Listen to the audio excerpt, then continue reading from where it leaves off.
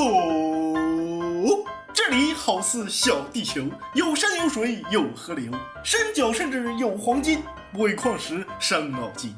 四大种族对这里非常满意，那唯一的缺点啊，就是这地方太小了。虽说小小的也很可爱，但终究不能满足四大种族，为此他们不得不向外扩张，但外面只有沙漠啊！这里除了零星的树木、残忍的毒蛇和可爱的猫咪以外，啥都没有。啊，虽然条件艰苦，但四族没得选，因为他们必须努力生存发展，消灭其他种族，让自己留到最后，成为本场比赛的赢家。那么，各位观众开始下注，请选出你最看好的种族，比赛现在开始。好的，兽王率先冲出了首都，应该是想亲自前往沙漠大陆建设分城。但这个建设分城应该不用跑这么远吧？你要去哪儿啊？原来是跑到人类这边抢资源了。那不知道为啥呀？兽人占据了一小片河对岸的人类领土，所以在他们看来，这块地上的资源全都属于兽人。但你们这么干，那人类会答应吗？人王呢？出来管管呀！那行吧。那所幸四族并没有无限套娃，精灵跳出了循环，在沙漠大陆建造了天马之域。虽然是沙漠，但却呈现出一种多么生机紧发的景象。那矮人开拓者也踏入了沙漠大陆。那好的，他们放弃了。那兽人开拓者被猫咪吸引了。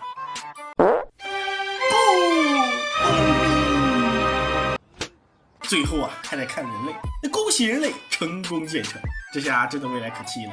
不过我总感觉缺了点啥。沙漠条件这么艰苦，那他们成功建成不是应该有奖励吗？就好像电影里面能在沙漠里找到神秘的宝藏，那这样才符合这个沙漠的定义啊。那我应该在这里放一些这个好东西才行。那不如来点矿场吧。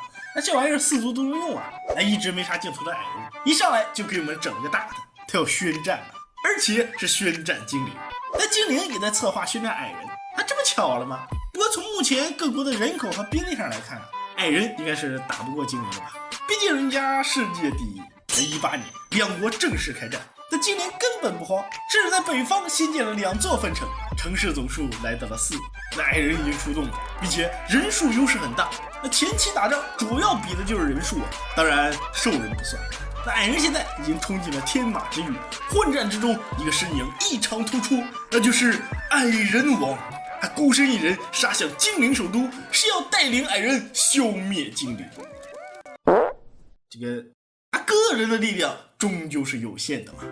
就在矮王战死的同时，人类与兽人也爆发了战争。虽然看似人类人口领先兽人，但10个婴儿能打过5头老虎吗？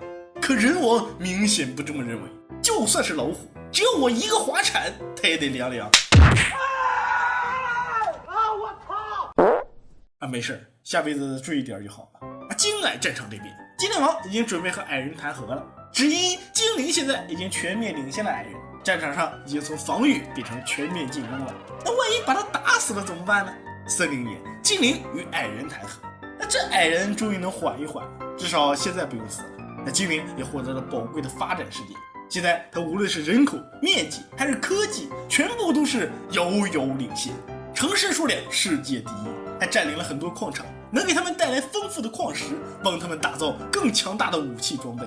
而人类和兽人的战斗还在继续，兽人单体战斗力强，打人类一个顶2，但是人类人口多，你1打2是吧？那我就3个一起上，战争陷入了僵局，双方谁也占不到便宜，那搞得兽王都准备和谈了。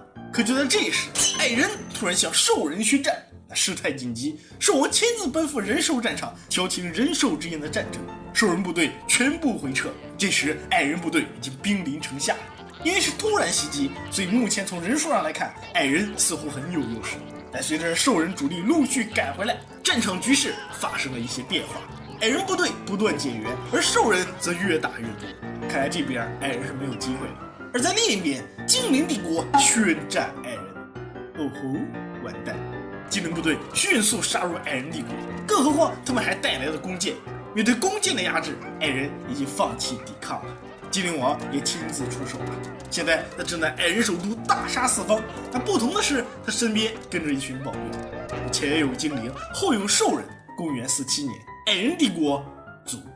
那现在场上只剩下3个国家，但人类和兽人的人口加起来也没有精灵多，并且人类竟然还想宣战，这都火烧裤裆了，你还想着往火坑里跳是吧？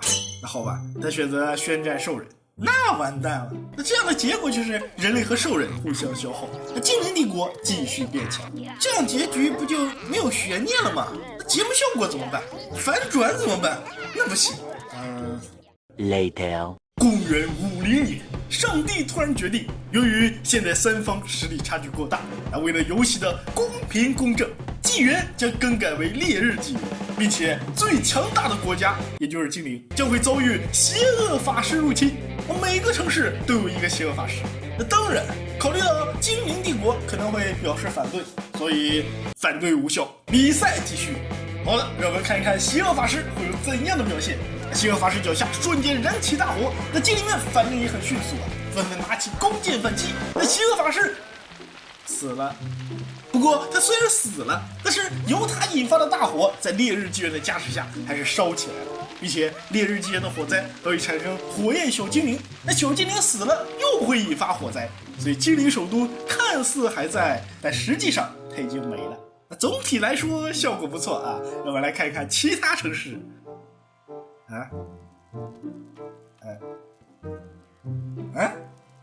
其他邪恶法师呢？全死了？不是吧？我忘了，沙漠地形不会发生火灾。